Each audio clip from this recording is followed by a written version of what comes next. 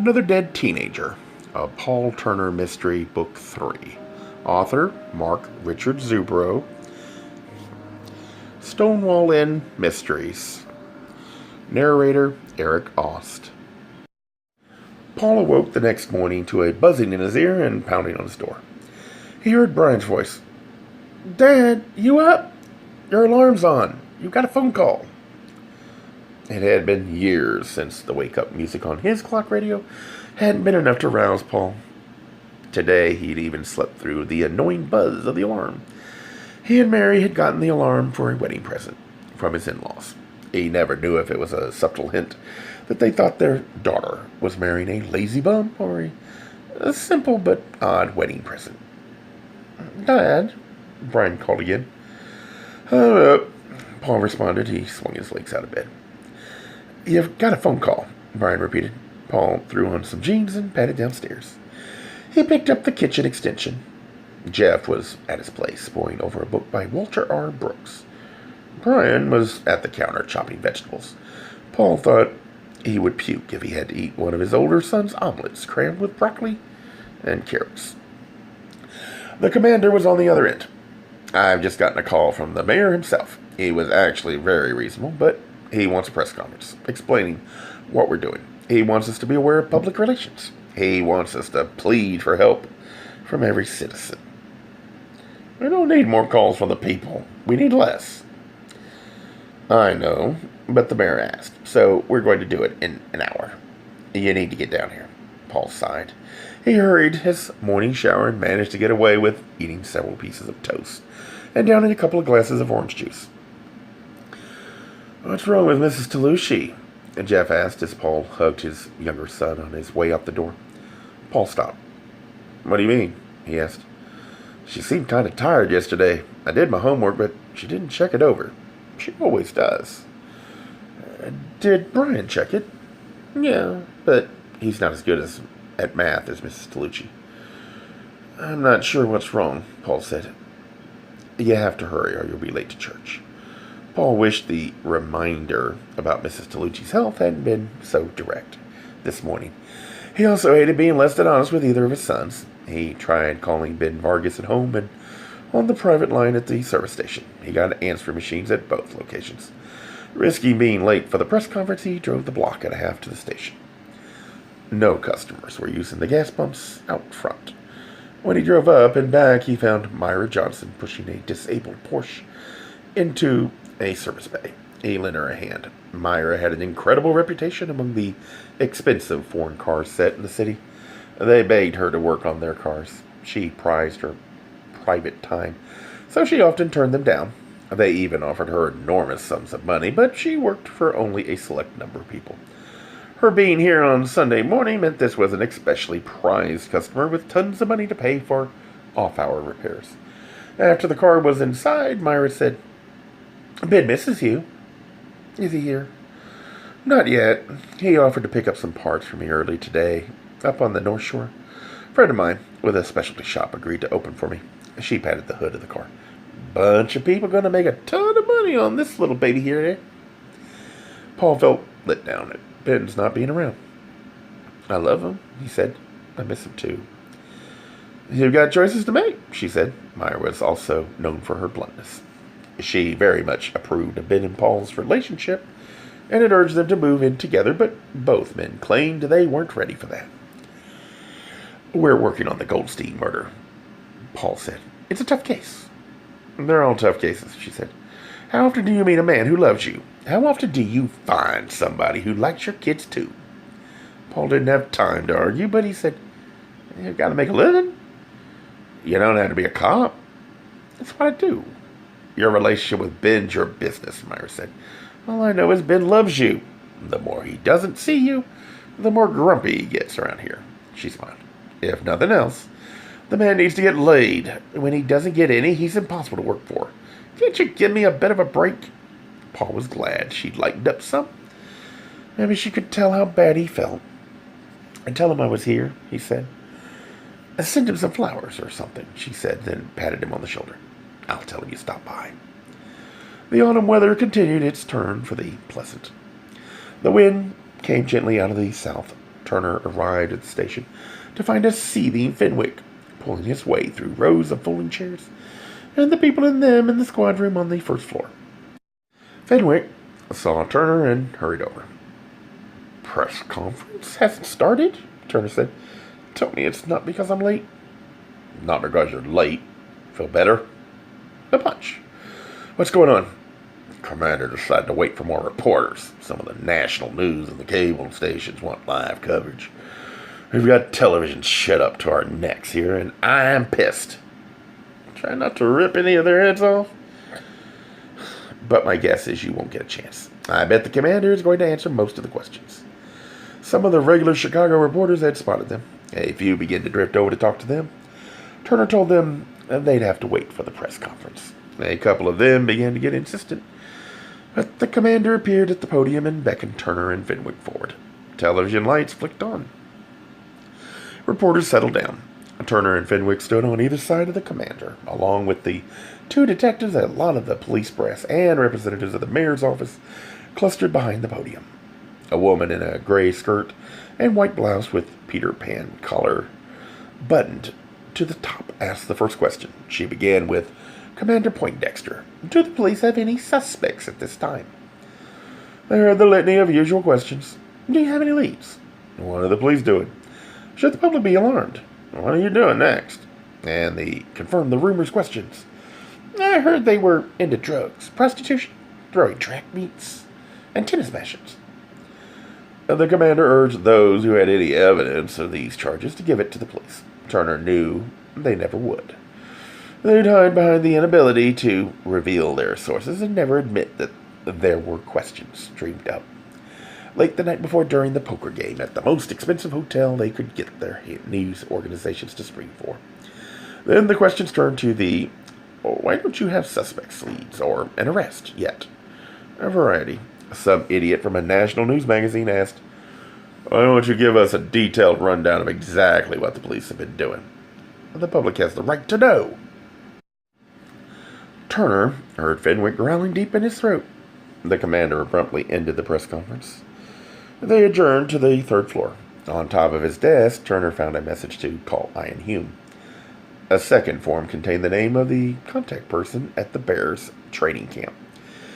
He tried Ian's number at home and at the newspaper, but found him at neither place. Up on the fourth floor, the activity was impressive. Besides the regular task force, people answering phones, writing reports, and chatting with each other. The Rapid Start team had deployed themselves in a section of the room near the floor-to-ceiling corkboard. The watch commander, the 12 to 8 shift, had come through beautifully. The Rapid Start team, Jack Blessing and his crew, had been called in earlier that morning, long before the press conference started. Jack Blessing was an African-American cop in his late 20s. Turner and Fenwick had worked with him before. Been among the first cops trained in the Rapid Start program. He was issuing brisk commands when he saw Turner and Fenwick and said, "We're ready here. Anything specific I can set up for you?" For 20 minutes they discussed what they wanted from the computer. Blessing was so competent that Turner and Fenwick left most of the directing in his hands. If there was a way to solve the murder with a computer, Blessing would find it. They'd start by inputting everything about the dead boys: height, weight, color of eyes, names of friends. Any scintilla of data that might relate to these kids would be on the computer. They knew Blessing would be one of the few cops who would put in as much time as they on the case. They drove to the northern suburbs again, this time to the Bears training camp. Their contact turned out to be a guy in his early 30s who walked with a cane and spoke with an Eastern European accent. He'd played on the Bears practice squad for 7 years, until an unfortunate tackle on a blown play ended his career and left him permanently deformed. He introduced himself as Malcolm Perushka. The few teeth that showed in his mouth were yellow and black, the diseased teeth of a man who hadn't heard the word dentist. Soon enough, he was pleasant and courteous to the cops in a very gentle old-world way. "I've mentioned to the players who talked to the boys that you would be here today. They're most eager to help. The young man made a very favorable impression on the people they talked to. I'll be happy to do anything I can, and so will anyone in the Bears organization. It's just awful what happened to those boys." Were you the contact from the team who helped the boys that night? Turner asked. Yeah, Malcolm said. They were amazingly polite and very excited. We try to be helpful to kids who are athletically gifted. Of course, it was very significant that they were connected to, again, Goldstein. To be honest, the boys wouldn't have been able to get in without that kind of connection. We can't have the players bothered by just anybody. While they talked, he led them past a series of classrooms to a lounge paneled with pine. The chairs were all comfortable recliners. The room had a view onto the playing fields where they could see practice taking place in the distance. Malcolm excused himself to go get the team members. I'm not going to see naked football players, Turner said. Some days are like that, Fenwick said. Maybe at least they'll be all sweaty. You could ask one for a date. I can flap my arms and fly to the moon, too. At least I'll have been closer than any gay man I know to a real Bears player. I'll be able to look up front and close at sweat-stained practice clothes. Try not to leap out of your chair and molest too many of them. I'd like to get you out of here in less than 5 pieces. They heard the clicking of cleats from the corridor. Moments later, Malcolm and 4 players trooped in. They were Damian Derwalt and Larry Mannery, starting offensive lineman, Donald Waverly, special teams player, and Bill Merriman, acquired over the summer from the Canadian Football League, as third-string quarterback. He had yet to take a snap this year in a real game. They mostly wore T-shirts and baggy shorts. The comments flowed. Great kids, really polite. Not obnoxious, like lots of teenagers. Fenwick strode to the window and turned his back on the players and the room as they prattled on in their praise. Turner sat up abruptly when one added to the litany. I was supposed to meet them after I got done dressing. Fenwick returned to his chair. Donald Waverly had made the remark. They wanted to know what the swinging life of a bachelor football player was like. We were going to go to one of the places on Ontario Street and grab a bite to eat. Ontario Street in Chicago was rapidly turning into the place to be for all the young, trendier with it crowd. Waverly looked to be younger than the other 3 players. Turner didn't remember his name from any newscast or newspaper report. His oversized sweatshirt was grass-stained and dirt-smeared. He wore black spandex under his practice shorts. Turner deplored this habit among sports team members. While jockstraps didn't allow for a lot of conjecture about crotch content, the baggy shorts over spandex crazed ruined tons of obscene speculation. Spandex and no baggy shorts would have been great, and perhaps naked and sitting in his lap best of all. He shook his head to clear the obscene speculations. Must be kind of late to be going out, Fenwick asked. It was a special night for them, Waverly said. I'm not a big star. It's fun to sparkle for the peons. What happened? Fenwick asked. They were supposed to drive back to the stadium with their car. They never showed up. What'd you do? I was puzzled, but what could I do? I figured something happened. But I had no idea what. I went home and forgot about it until the next day when I heard about it on the radio. What time did they leave the locker room? Fenwick asked. Must have been a little before 11, Waverly said. Most of the guys were gone when the boys walked out. None of them saw the 2 boys after that, and none of them had anything else to add. The visit with Goldstein and Douglas had been a pleasant meeting with some nice kids. The cops left. So was it as exciting as you thought it would be? Fenwick asked. What? Being that close to the players. Didn't even get a good whiff of sweat, Turner said. And you're dating Ben, so I didn't slip them secret MASH notes with your signature on them. I appreciate that. I wouldn't mind another look at that Waverly guy. I wonder how he keeps that hair so perfect after sweating at practice. Hips that narrow and shoulders that broad should be illegal. Turner thought a moment. I'm going to run his name through the computer when we get back. He's the only one so far who might have had some kind of contact with them at the critical time. Might as well, Fenwick agreed. I've got the address of the gay kid and the geek freak. We can get that out of the way while we're up here. We've got to get more on the Douglas kid. And his tattoo, if we can. They found the street listed in Kennecott for the gay kid and drove to the house. There was 2 stories of rough-hewn stone sitting on an acre of forested land. A teenage boy with carefully coiffed long black hair, answered the door. They identified themselves. He admitted he was Ed Simmons. He let them in. My parents aren't home, he said. We want to talk to you, Turner said, about Jake Goldstein and Frank Douglas. He led them to a library with floor-to-ceiling bookcases, filled, not surprisingly, with books. They sat on deep, plush armchairs. Simmons had a slight figure. His skin was beautifully tan and absolutely smooth, with no trace of beard. Turner doubted if he shaved once a month. The boy sat completely still in his chair. His hands rested, palm down, on each armrest. His feet stayed flat on the floor. I don't see how I can help, Simmons said. We understand you had a problem with Jake Goldstein, Turner said. We'd like you to tell us about it. The eyes barely blinked as Simmons' head turned the minimum amount of space it took to look from one detective to the other. I? The kid stopped. Did you come on to him one day? Fenwick asked. He turned you down. That upset you? I'm gay, as someone has obviously told you, but I don't hide that fact. Gay teens can ask guys for dates, just like guys can ask girls, or girls can ask guys. Do most gay guys go after the high school big man on campus? Turner asked. Sure, they do. Why not? Anybody could be gay. He was always nice and polite to me. We were friends. Did he consider the two of you friends? Fenwick asked. Sure.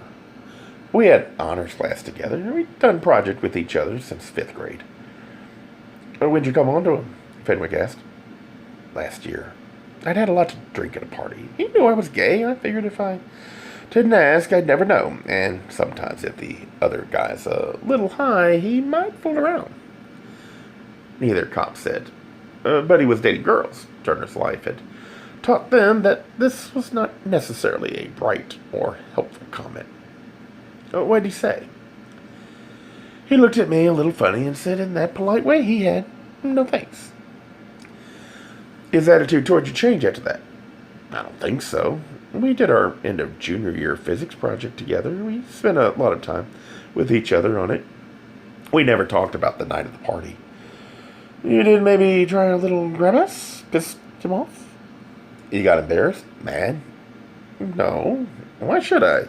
He said no, and I respected him. I had no reason to kill him. Besides, I only asked Jake. I never asked Frank. He wasn't my type. I rarely ever even talked to Frank. And he was murdered too. Why should I kill him? Besides, I was here, home all last night. How well did you know Frank? We weren't friends. We weren't enemies. He was just a guy around. He had a tattoo of an upside-down pentagram on his left shoulder. Simmons frowned. He said, that's kind of strange. Why? There's a couple of kids around into Satanism. I never pictured Frank as one of them. I figured he's too into sports and athletics. I guess you never know. How do you know it's a satanic symbol? They made all the kids watch this film when we were freshmen. It was about the evil of drugs and gangs and stuff. It was funny and out of date. But part of it was on Satanism. What that symbol means would be fairly common knowledge among kids. At least those who were paying attention, instead of falling asleep or making out during the movie. Who was into it at school? I'm not sure. I know one kid got suspended last year for wearing a t-shirt with a satanic symbol on it. His dad threatened to take the school board to court. I'm not sure what finally happened, but he might know something. He gave them the name and they left in the car. Fenwick said, kid's awful good with rejection. Maybe a little too smooth. I don't know. I know I never would have asked another guy for a date in high school. So there's another date in? Fenwick asked. Turner repeated the cop truism. Everybody's a suspect. The kid who'd given the sex toys to Goldstein lived in a heavily wooded subdivision. The house itself was ultra-modern. The mother was home and wanted to stay while they questioned her son. Jim Nolan said, I can talk to them. I haven't done anything wrong. I'll call you if I need you. Nolan was 6'3" with a toothy smile and a loose, easy way of moving his body. He wore pressed khaki slacks, a starched white shirt, and loafers with no socks. How well did you know Jack Goldstein? Turner asked. We were friends. I'm sorry he's dead. We understand you helped him out with some sex toys, Turner said. Nolan's face turned red. Hey, that's private business. Not in a murder investigation, Fenwick stated. Turner said, we're trying to track down anything about his life that might give any clue to the murder. Most teenagers don't keep a supply of dildos. Well, Nolan rubbed his hands on his pants leg. Do I have to tell this? The cops nodded. Well, it's like there's this place on Howard Street in Chicago where kids can go and buy, like condoms and stuff. They don't ask questions or ask for ID. He took a deep breath. Jake and I went there a couple of times. We talk about sex and stuff like guys do, and everybody knows about this place, and we went. We kidded about a lot of the stuff. He must have gone there on his own a couple of times. He never bought leather items or dildos while you were there? No. You never gave him any? No. Never talked about sexual problems? No. He wasn't a virgin or anything. He was a regular guy. After finding out Nolan had been home the night before, they left. In the car, Fenwick said, add a stop on Howard Street to our itinerary. Where's this satanic kid live? They stopped at the Kennecott police station to see if Robert Hart had anything new and to get the next kid's address. The Kennecott police station was one story, all of red brick with window frames, painted white, a green lawn, and shiny, clean police cars in front. They filled in Rob Sart on what they'd gotten so far. Then she said, I've got a little bit for you. She punched her intercom button and asked the secretary to send a Officer Cook. Moments later, a slender man with blonde hair and broad shoulders walked into the room. He wore the Kennecott police uniform. Rob Sart said, Hiram, tell them what you told me, the officer said. The local teens are kind of my specialty. I relate with them, okay? I know a little bit about this Satanism stuff among them. The kid you want to talk to is Ernie Pantera. That's the name we got. Arnie is one strange kid. He's come to my attention a few times. He's the type who puts the cat in the microwave to see what happens. He really did that? Fenwick asked. Rob Sart nodded. When he was 9. I remembered it after Hiram reminded me. That was a few years ago. Hiram continued. He's been to some counselors. Never did anything specifically illegal. You heard about the Satanism t-shirt? Turner and Fenwick nodded. His parents backed him on the issue. That's still in the courts. We've never arrested him, but he's got a few strange friends he connected to the murder. They explained how his name had come up. Rob Sart gave them the address and wished them luck. The Pantera home was an old Queen Anne-style edifice, Fenwick said. The more of these homes I'm in, the more depressed I get. Just think of the inhabitants as possible murder suspects. You're a comfort. A maid answered and ushered them into the hall. Neither parent was home. Arnie appeared at the top of a grand staircase. He was the palest human being Turner had ever seen, and thin to the point of emaciation. He wore black jeans, a plain black t-shirt, black tennis shoes, and a thin silver chain around his neck. Turner and Fenwick introduced themselves. Arnie whispered, Welcome. We'd like to talk about Frank Douglas, Fenwick said. Of course. More whisper. Turner wondered if he ever spoke at full voice. He led them up the stairs, down a hall and into a windowless room. A black patchwork quilt lay across the bed. All the wooden furniture was painted black, as were the walls. The carpeting was blood red. The entire ceiling was a mirror. More than 20 candles burned on a dresser in front of another mirror. Turner wondered how the kid could live in such surroundings. Arnie reached into a closet and pulled out a full-length cape. He swirled it around, and after it had draped itself over his shoulders, he clipped it at his throat. The interior of the garment was more blood red. The exterior more black. Fenwick pointed to the ceiling above and whispered, At least he shows up in the mirror. I wish I had a silver bullet. Turner muttered back, That's for werewolves. We need a sharpened stake. Don't we keep those in the car? I haven't seen any lately. As they were whispering, the teenager switched on a light over a chair. thrust out his cake-covered arms sedately, lowered himself onto a cushion, then carefully adjusted his cape so that it concealed everything but the bottom of his sneakers, painted black over white. They could only see his face from his lips up. "Yes, gentlemen." Frank Douglas had a tattoo on his left shoulder. "Yes, I know." "Oh?" "Yes, I helped him select it." Frank was into Satanism. Frank was a friend who searched for answers. "Did you have them for him?" "I try to help my friends." Not once had his voice risen above a barely audible murmur. Turner and Fenwick, still standing unbidden to sit and unwilling to plunk themselves on the bed, tried more questions. The kid gave vague answers to their probing. He'd been home alone in his room the night of the murder. He admitted to no secret cables or death rituals. Not learning anything helpful, they left. Fenwick let out a huge breath in the car. "We've just met one of the 10 weirdest kids on the planet." "Wait until your kids are teenagers." "Your kid isn't nuts. Ever had one of his broccoli and asparagus omelets? Kid eats another vegetable, I'm going to ram a carrot down his throat until he gags." "Most parents would kill for a kid like yours. Come on, admit it. This kid was sicko." "I admit it. Feel better?" "I'm a tough cop, but I don't think I want to talk to that kid in that room again. He was creepy." "Let's eat on the way back to the station. After we eat, we can get depressed among our own kind about getting nowhere on this case. We should stop at the porn shop first. It's on our way back. They're going to remember one kid." "We gotta ask." Fenwick grumbled all the way to Howard Street.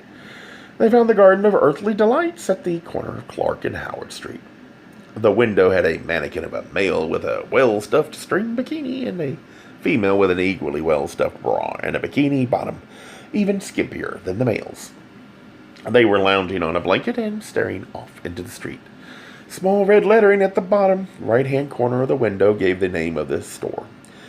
Inside, the carpet was black, the walls deep red, and the ceiling consisted of black panels alternating with mirrors. The room was long and narrow, with types of exotic underclothes on hooks on the left wall. Glass cases on the right were filled with dildos of all sizes and shapes, cock rings, leather straps, and other intimate delights. Immediately in front of them was a condom stand, beyond which were racks of clothes, one each of leather vests and pants, and finally jackets of enough types and styles to outfit several motorcycle gangs.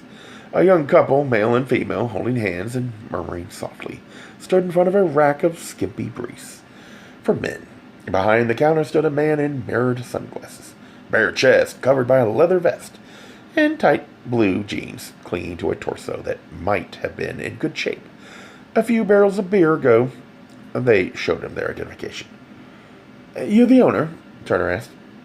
The man behind the counter turned his mirrored sunglasses at them and nodded his head, maybe a quarter of an inch. Turner took out a picture of Jake Goldstein and showed it to the man. "We're wondering if you remember this person being in the store." The mirrored glass looked down a quarter of an inch for half a second. "No," the guy said. "What's your name?" Fenwick asked. "Gordon."